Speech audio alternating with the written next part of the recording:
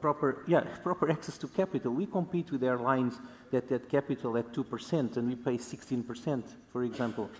So there's no ways we can have an advantage there, when it comes to competing. One of the first reasons why airline companies don't have access to the same competitive rates as their competitors is the fact that they're not profitable.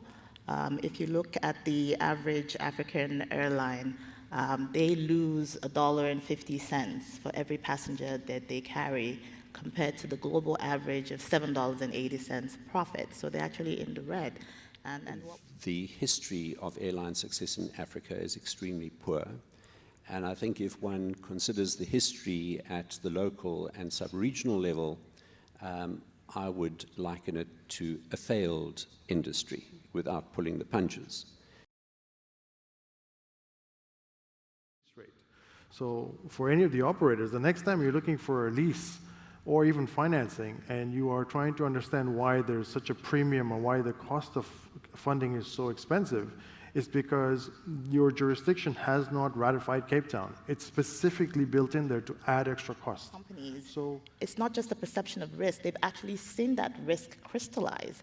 And because they've seen it crystallize, they tend to demand a premium for that. And that premium essentially dovetails into the cost of funding. Of it being, gee whiz, we've got this huge continent, and what a wonderful opportunity for air transportation. We've got 18% of the world's population, but hey, we've got 300 airlines. Yet China's got 10, and it's got the same size of population, and India's got about the same number, it's got about the same size of population. How do we as a continent sustain 300 airlines? That's absurd. And as a wet lease company, we can look on the difference between Europe and Africa. That, for example, in terms of seasonality, we could take advantage of when our low productivity comes on, and we could lease units because we see an option in this market.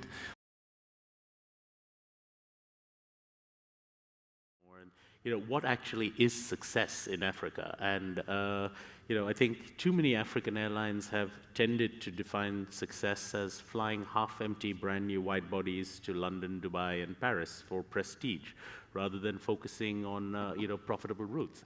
I think if there is a national interest to advertise the tourism potential and the opportunities that are vested within a country, well then heck, buy the weather spot on Sky TV or CNN. Firstly, it's a hell of a lot cheaper, and secondly, you're going to get bang for buck, because you don't get bang for buck by parking your tail at London Heathrow Airport. Who sees it and who cares? Sometimes there's a resistance to listening to what the OEM has to say, because there's a preconceived notion is I need to have this kind of wide body to fly from this particular point of origin to London. That's my mandate.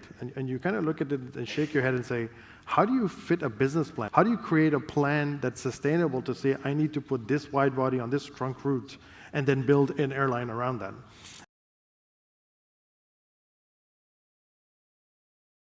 So I don't think that operators take enough time to spend before they start spending time on looking for financing, looking for leases, looking for the right type of aircraft, looking at the right type of route plan before they actually get into seeking capital. And we've concentrated on dispatch reliability. We've focused on on-time performance. It goes about what the customer wants, and we love the competition that competing. What we need to stop is really, this lack of efficiency, lack of ethics, and other issues that I think affect those bad airlines or badly run airlines. Risk, because we welcome the fact that some airlines require support. They require support from the government.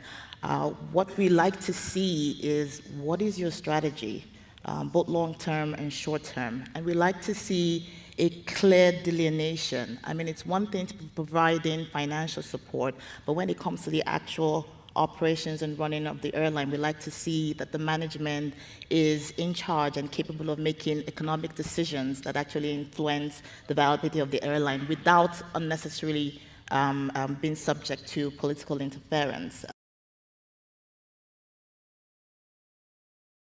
friendly. We don't always like our competitors, some are not so friendly, but at the end of the day, you know, we have to perform. Competition makes you perform. Bring on the state-owned enterprise competitors, and if they do perform anything which is antitrust, there is a watchdog, and we'll go to them, as we've done in one of the neighboring states, and I'm very happy to say that we've got a ruling in our favor against a national carrier. You know, we're not scared of taking them on, both in the field, in competition directly head-on. We know we can outperform them, and if there is anything that is antitrust behavior, we will be very, very quick on our feet to make sure that justice is done. Thank you.